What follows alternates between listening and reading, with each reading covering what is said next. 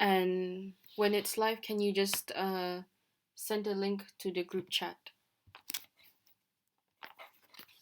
Uh, is it? Am I live now? Can you hear me?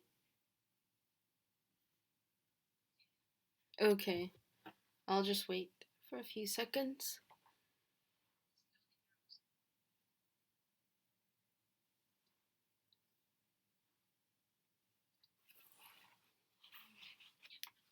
All right. So you can hear me. Okay. Uh, all right. Welcome back everyone to the grammar class. Um,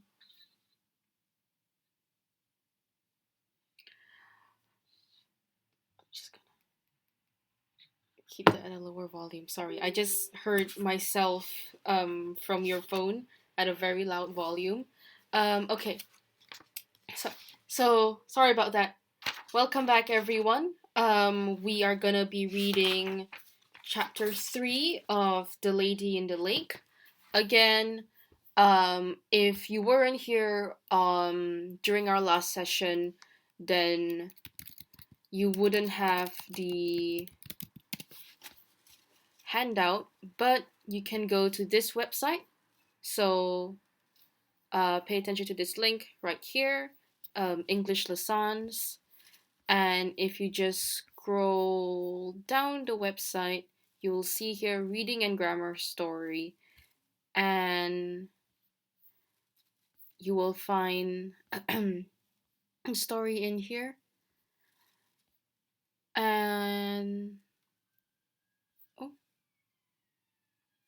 and if you press this button, it will open in your Google Docs, and you can then download it. So you can keep a copy of it digitally, or if you have a printer at home and you can print it out yourself, then you can print it out as well.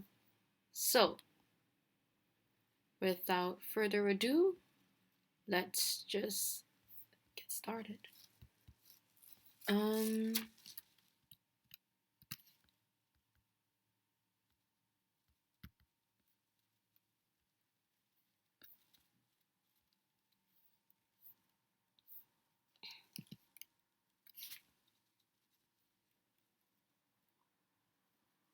Okay, if there are any words you don't understand as I'm reading, please do put them in the comments. I've got a few vocabulary slides, but I don't know if there's any additional ones or words that I haven't covered. Please do comment them. Okay, chapter 3, Al to Mildred. I had dinner at the hotel in Puma Point. When I finished, a girl came up to my table. I didn't know her. She smiled at me. "Can I sit with you for a minute, Mr. Marlowe?" she asked. I got out my cigarettes. "Word gets round fast in small villages," I said. "What do you want to talk about?" She smiled again. "About Bill Chess. Do you think he murdered Muriel?" "I don't know. Perhaps. But I'm not interested in Bill or Muriel Chess." "No?" The girl pulled out her cigarette. "Listen to this, then. There was a Los Angeles policeman, De Soto, up here about 6 weeks ago. Big man with a square face. Said he wanted to find a woman with the name Mildred Haviland. He had a photograph with him. We thought the photo was Muriel Chess. Okay, the hair was red brown, but a woman can easily change the color of her hair." That's proof right here. Nobody here liked this De Soto, so we didn't tell him anything. What do you think about that? I lit another cigarette. "But I don't know a Mildred Haviland, and I never heard of Muriel Chess before today." "Bill Chess isn't a bad man," she said quietly. "We like him, and we don't think he's a murderer." When she left, I found a telephone and called Derace Kingsley. His answers to my questions didn't help. No, he didn't know Muriel Chess very well. Yes, his wife was friendly with Muriel. No, he didn't know a woman called Mildred Haviland. It was dark when I got back to Bill Chess's house by Little Fawn Lake. I went in quietly through a back window and looked around the house very carefully. Why was I interested in Bill Chess's wife? I don't know. I didn't know. But she knew Mrs. Kingsley.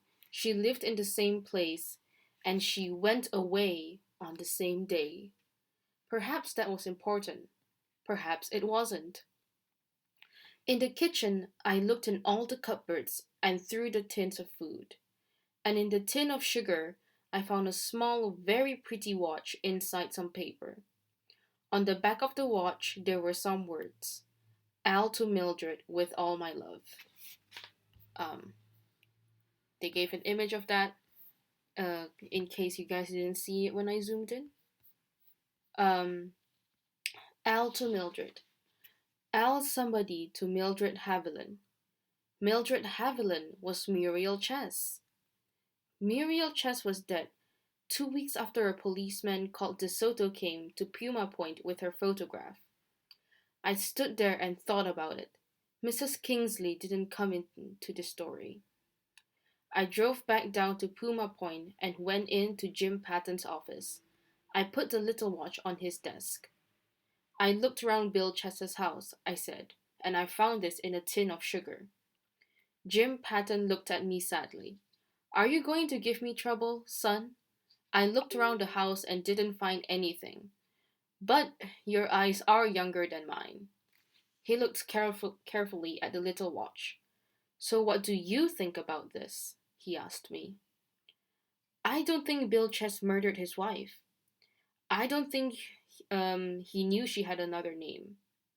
But somebody from her past looked for her and found her, with a new name and a new husband.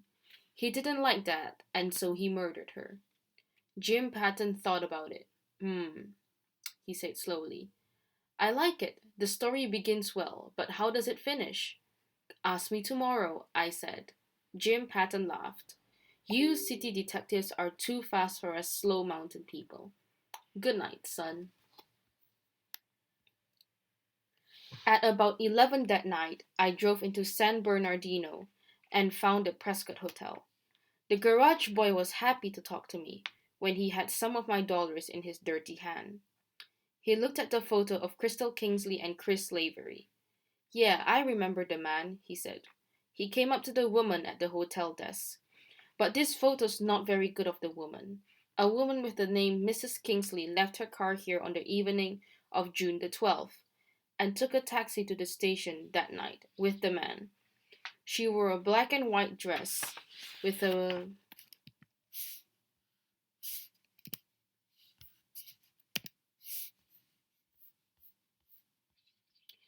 black and white hat, and she was small and pretty with long yellow hair. Perhaps she was the woman in this photo, but I don't know. I thanked him and gave him $2 more for luck. It was too hot in San Bernardino, so I got back in my car and drove home to Hollywood. I got in at 2:45 in the morning. I had a bath, went to bed, and slept well. So that's the end of chapter 3. And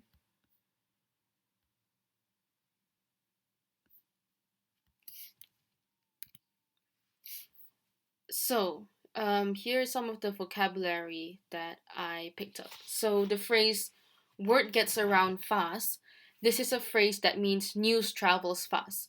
This phrase can apply to any type of news, major events or gossip. So, word gets around fast just means that if I I could say something to my friend, for example, I'll be like, oh, I'm going on a holiday next weekend. She could tell another friend and another friend and another friend. I would be like, oh, word gets around fast. News travels very fast in this area. Um, and then put out her cigarette. So put out in this context doesn't really mean to put something outside. Put out in this sentence means to stop a flame or fire. So if you have a candle, for example, to put it out, you would maybe blow it out, or putting out a cigarette means to just, Um, just stub it and the fire goes out. Um, the second phrase I picked out was the sentence, "The garage boy was happy to talk to me when he had some of my dollars in his dirty hand." So let's read this sentence again. Do you think dirty means that the boy's hands were covered in dirt? Um, no. So words can have literal or figurative meanings. So literal means the actual real meaning, and figurative meanings means that it's not um, it's not exactly what the real meaning is. It's more of a metaphorical meaning.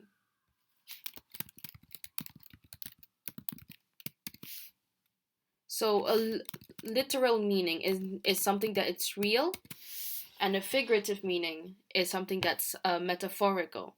So in this sentence, dirty hand doesn't just mean that the garage boy's hand was covered in dirt, was muddy, or was physically dirty. It means it refers to the fact that he took a bribe. He exchanged money for information that he shouldn't give.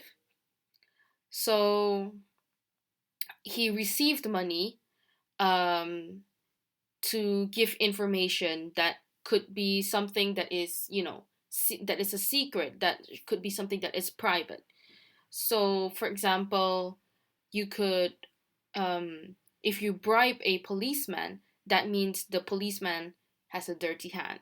They're corrupt. Um, so, yeah. Let's just have a quick recap to last Sunday's lesson with direct and indirect objects. I hope the vocabulary slides were okay. By the way, if there's any vocabulary that you don't understand that I didn't cover in the presentation, please put it in the chat now, or you can just put it in the comments, and I'll be checking the comments on the videos later on. So, just a quick recap with direct and indirect objects. So, you can have two objects in a sentence. A direct object experiences the verb action. It answers the question whom or what um, is the action happening to. An indirect object is who or what the verb action is performed for or to. So this answers the question for whom or for what, or to whom or to what. So for example, John sold me his boat. Me would be the indirect object here, and his boat would be the direct object. So John is selling his boat. His boat is experiencing the selling. It is being sold to me. So the verb, which is selling, is being performed for me because the boat is being sold to me. Therefore, I am the indirect object.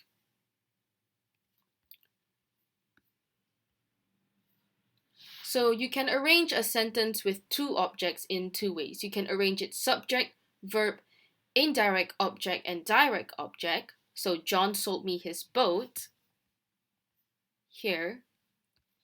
Or you can have it subject, verb, direct object, to or for, and then indirect object. John sold his boat to me.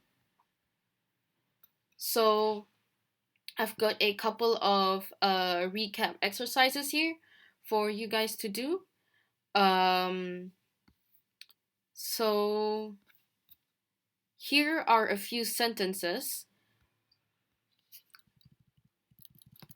and I've put in parentheses words that are the direct object and the indirect object. So I want you guys to take these words and complete the sentences um, with the words. So I'll do the first two with you guys. So I promise to deliver. Hmm?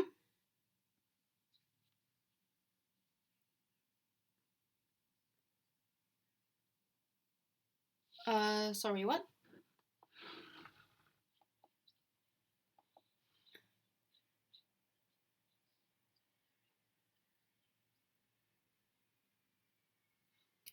So, oh, okay. No, it's not really the verb that needs either one or two objects. It's just sometimes a sentence can have two objects. So, um think about think about whether or not the verb needs affects two different people or things. So, for example, if I say I am eating cake, right? The only object in that sentence is cake. The cake is experiencing the eating. There is nothing else being affected. But if I say I am giving cake, the sentence is incomplete. Who am I giving the cake to? Who, you know, who is the other object? So if I say, oh, I am giving cake to my friend, then the sentence makes sense. So think about whether or not the meaning of your sentence or the verb of your sentence affects only one thing or two things. So for example, um, if this sentence was just John sold his boat, then we wouldn't know to who, for what. John sold his boat to me. John sold me his boat. So if your verb can affect two things, then think about which one is the direct object, which one is the indirect object. If you know that it only affects one thing, then don't worry about the direct and indirect objects. Um, I hope that answers the question. Um,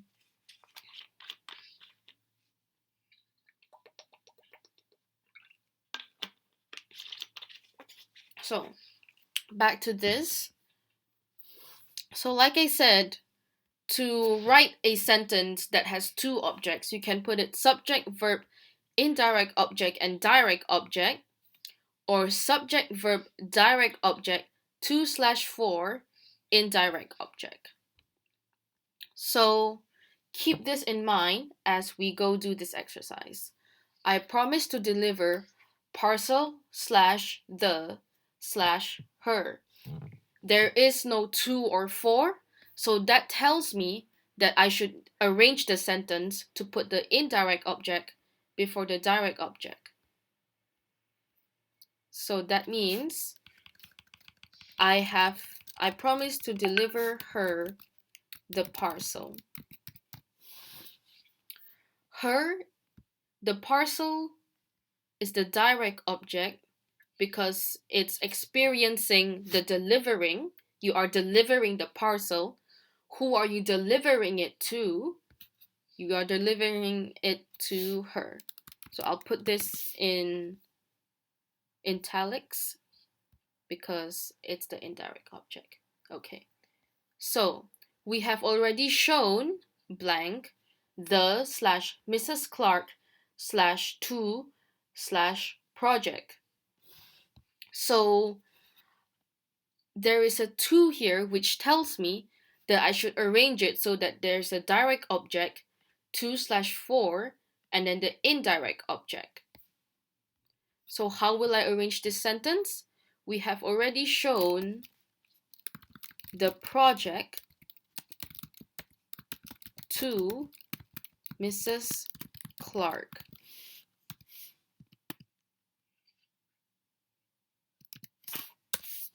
So what is the direct object? It's the project because it's being shown. You are showing the project. Who are you showing it to? Who is the indirect object? Mrs. Clark. We have already shown the project to Mrs. Clark. So now that I've shown you how to do the two exercises, try and do these ones right now. You can do them on a piece of paper or you can just think about it and type it up on your laptop, and we will go through the answers in a minute. It feels very Dora the Explorer for me to be doing this. I said this last stream, but I just feel like Dora the Explorer. I'm just like I'm just like, where is the lake?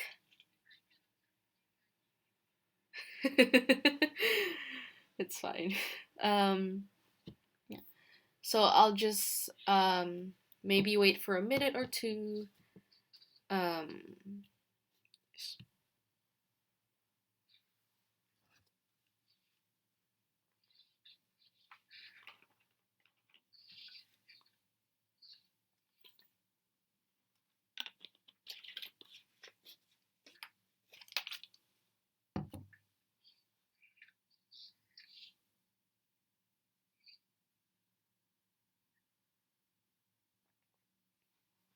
okay. So um, let's just go through the answers together now. So here are the answers. So the third one, we will write letter A, John. So there is no 2 or there is no 4. We're not given a 2 or a 4, so that tells me again that I need to put indirect object before direct object, which means that the answer to this is we will write John a letter. The letter is the direct object because it's experiencing the writing. I'm writing the letter. And then John is the indirect object because I'm writing the letter for him. Same thing for this. Book her the, no 2 or 4. I can lend her. Oh, that's not the book. Yeah. Oh, okay. Is that alright? Okay.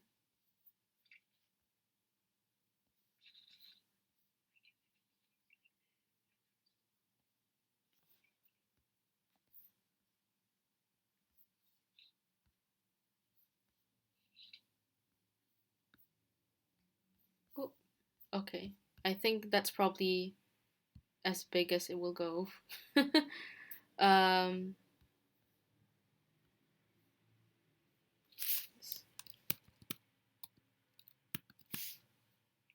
okay.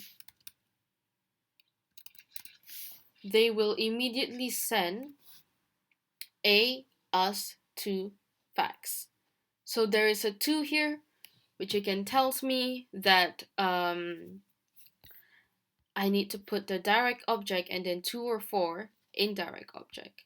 So they will immediately send a fax to us. And then this is keep the place for her.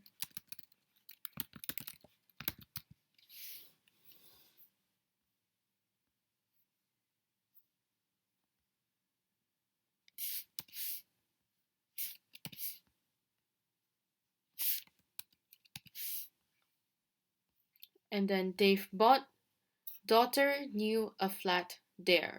There's no 2 or 4. So the answer would be they've bought their daughter. Oh, why does that keep happening? Their daughter a new flat.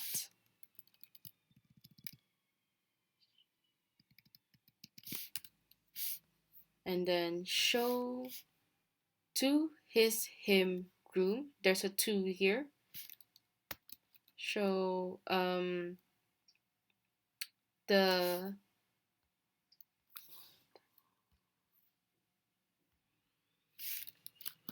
show his room to him. You should give off your a teacher bunch flowers. So there is no to, there is no for, which tells me the answer should be you should give your teacher a bunch of flowers.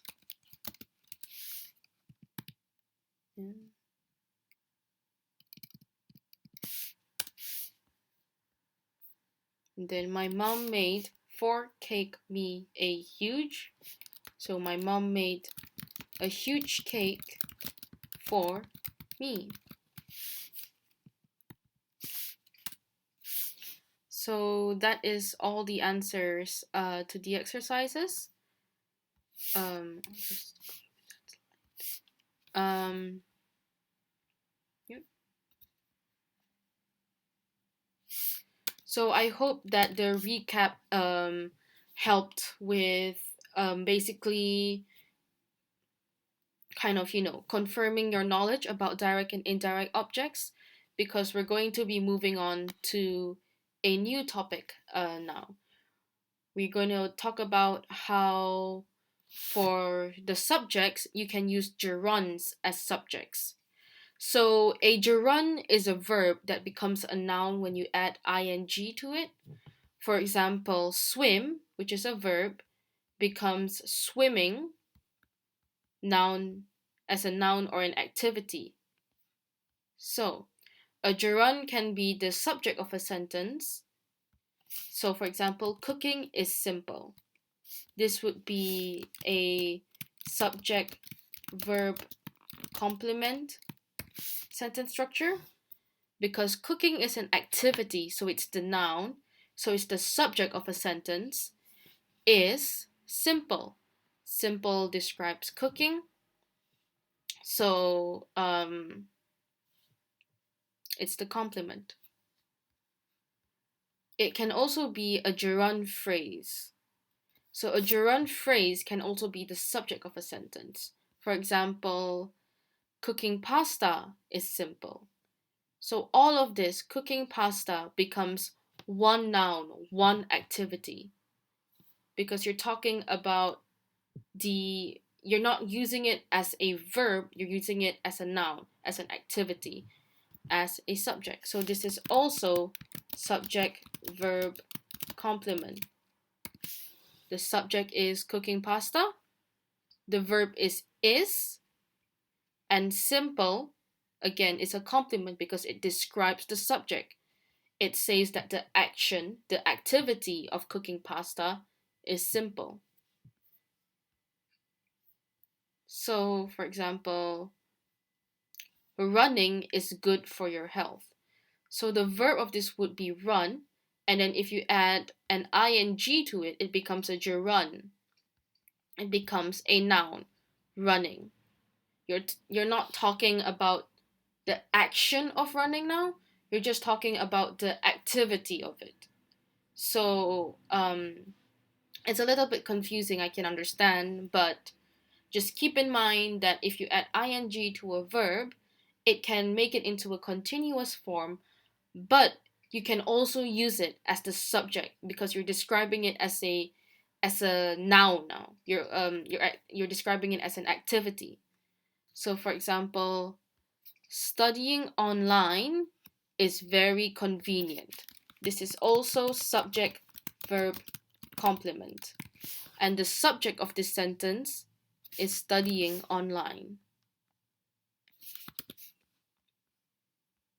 because it describes studying online as one whole activity, as one whole noun. And so you can put it as the subject. Studying online is very convenient. It's very easy. It's very simple. You can do it anywhere. But not anywhere, do it from home, because we all have to stay home. Working from home is the only option for a lot of people right now.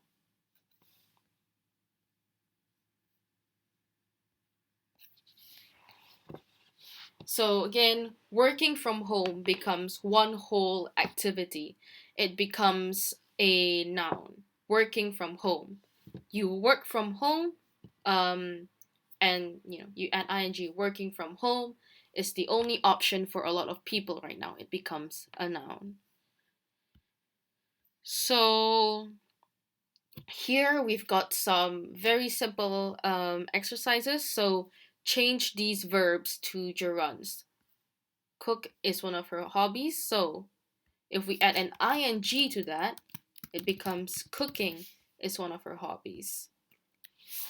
So cooking becomes a hobby, an activity. It becomes a noun. Becomes it's hard to explain it, but it just becomes an activity instead of describing what you're doing right now. It's just describing a thing in general. So cooking is one of her hobbies. You can't say cook is one of her hobbies because that doesn't make sense. Cooking is one of her hobbies. Makes sense. So, other stuff here. Cycle is fun. Get a good job is not easy. I can relate. So I'll give another minute or two for you guys to do this one. It shouldn't be that difficult. And we'll go through them later on.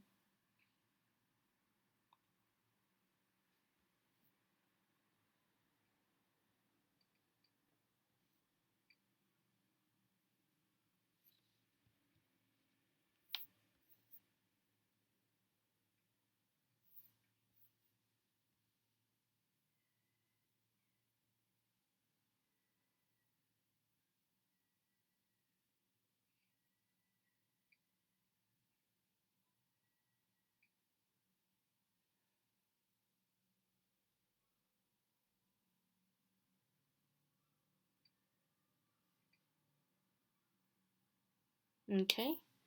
Um, so here are the answers to that exercise. So, cooking is one of her hobbies, which we already went through.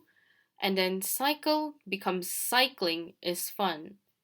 Get becomes getting. Getting a good job is not easy. Finding a parking space is quite difficult in this area.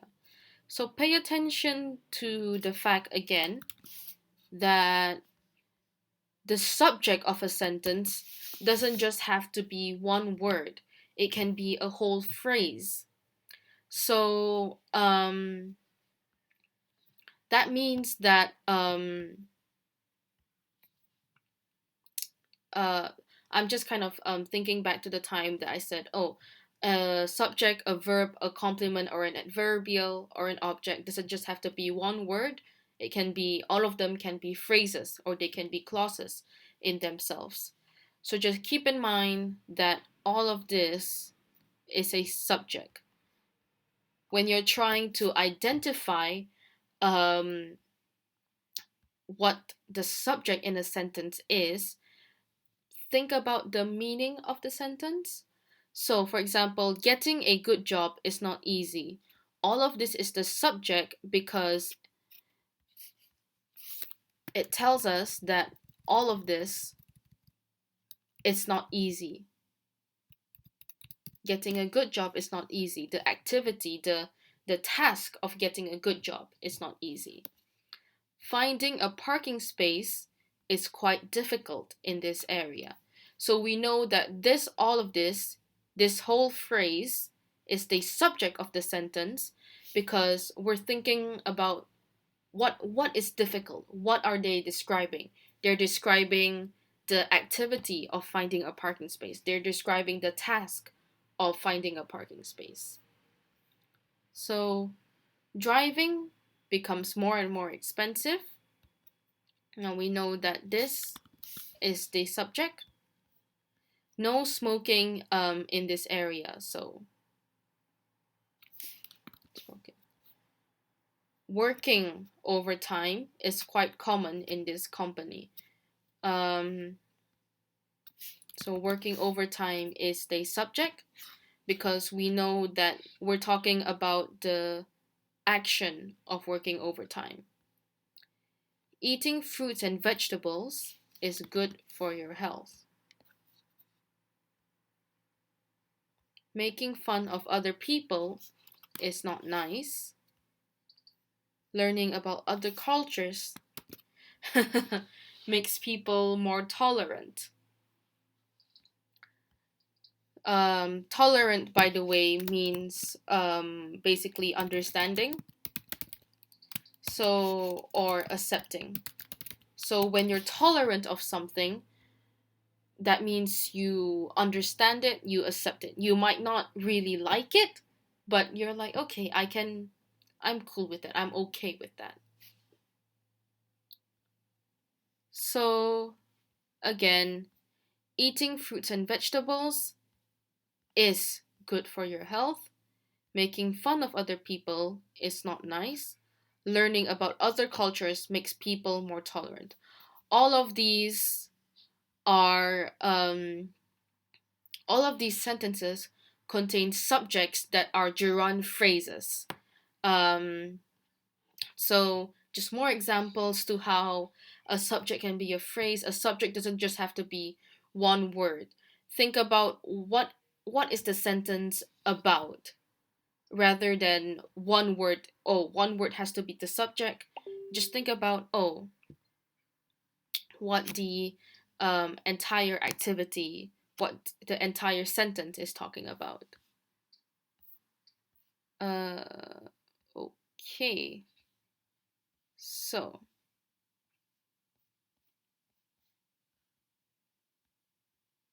oh, I forgot to include a short explanation for this activity. So, let me just. So, for this next activity, I want you guys to look at the gerund of these sentences and tell me which one of them is the subject or the object of the sentence. So,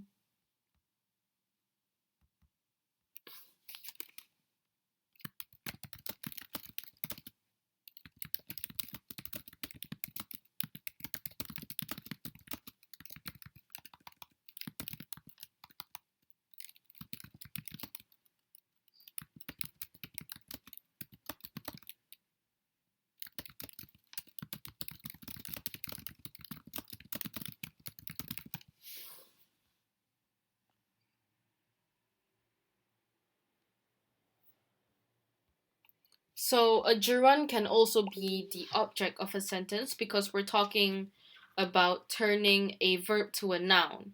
And so a noun can be either a subject or an object of a sentence.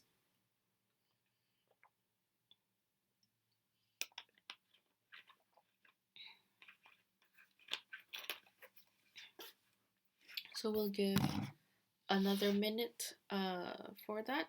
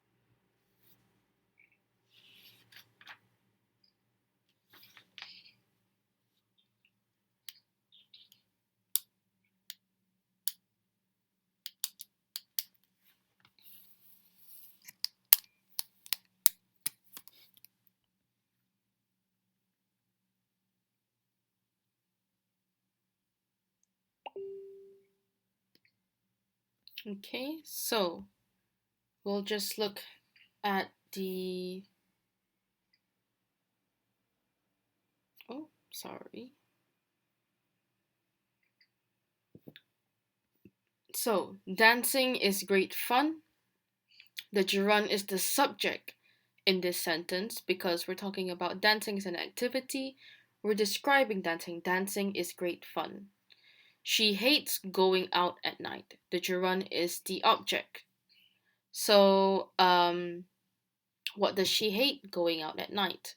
It becomes going out at night describes the whole, the whole task, the whole activity of walking at night. Cooking is my hobby, so here the gerund is the subject. Smoking is bad for your health. Here the gerund is the subject again. Do you enjoy swimming? Gerund is object. Geo coaching can be dangerous. So in here, the gerund is the subject. Doing homework is boring. Gerund is subject. So doing homework as a subject, as a whole activity. My favorite activity is using my smartphone. So here, the gerund is the complement. I forgot to mention that for a few of the answers, the gerund is the complement instead. So, my favorite activity, that is the subject of the sentence, and then is, here, is the verb. Now, what is the favorite activity? Remember that a complement gives extra information about a subject or an object. And in a subject verb complement sentence, the complement is telling us more about the subject. So here, my favorite activity, there's an incomplete meaning. We're missing that bit of information because we don't know what my favorite activity is. So my favorite activity is using my smartphone. So using my smartphone is a gerund, and the gerund becomes a complement because it's giving us that extra bit of information that we didn't have. It's telling us what is the favorite activity. So, why don't you like writing essays? Gerund is object. So, pay attention to how in most of these sentences where the gerund is the object, right? The verb is something that is a action verb. So sometimes, so next week we're going to be talking about verbs that are main and auxiliary verbs. We're gonna be talking about action verbs, verbs that describe action, and then verbs that just describe state. So this is a small introduction for next week's lesson as well. So, um, the gerund when the gerund is the object, you can see that a lot of the verbs are just action verbs. Do you enjoy? Do you enjoy it? Do you hate it? Do you like it? So why don't you like writing essays? The gerund is the object. What he really likes is going by bike. So here the gerund is the complement. Um, because it's giving us that extra bit of information. What does he really like? So, basically, when a gerund is a complement or when a gerund is a subject, it's usually followed by a verb that describes state, so like is or was or are. While if the gerund is the object, it's usually described with an action verb. I know this is all confusing. Just keep in mind that you have a gerund. So verb ing becomes a noun, a gerund, and that you can basically have it as a subject or an object or a complement in a sentence. Yes. So I've got a little bit of writing homework to give you guys today. So think about what we know so far about the mystery, about Mrs. Kingsley, about Chris Lavery, about Bill Chess, and about Muriel. And write a few sentences or a paragraph about what you think happened, what you think is the answer to this mystery.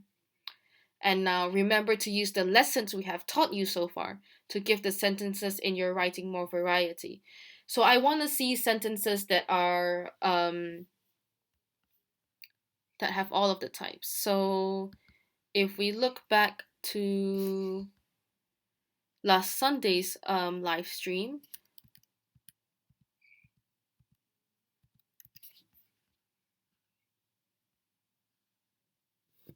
you have the 6 basic clause structure. So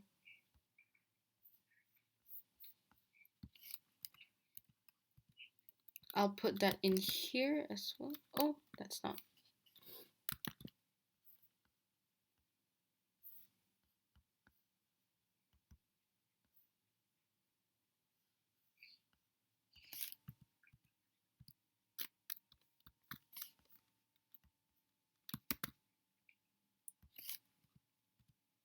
Okay, so I want to see all kinds of different sentences. I want to see sentences that are just a subject or a verb, a subject verb object, subject verb complement, you know.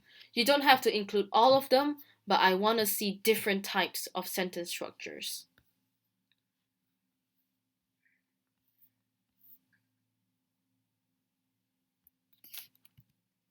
And I want to see, you know, maybe some sentences that uses gerunds as well. So I've still got a little bit of time, I think. So before so for example, maybe I could be saying, oh,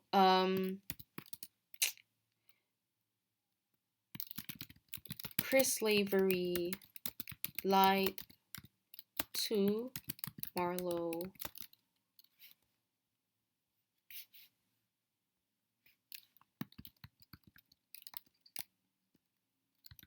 about seeing Mrs. Kingsley. He actually killed her. So this is not what actually happens in the story, but this this could be my theory. So Chris Lavery lied to Marlowe about seeing Mrs. Kingsley. He actually killed her. So right.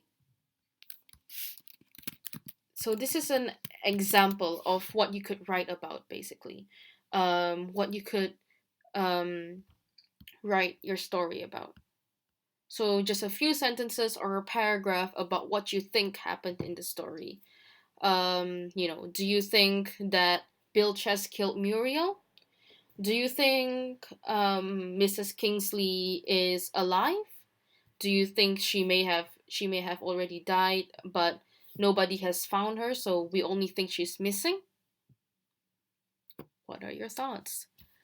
As always, submit your answer to nest.homework@outlook.com, and we will grade your homework and we will give you feedback on your homework as well.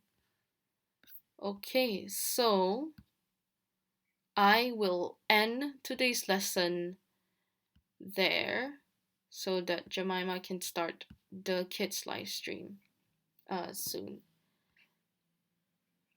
So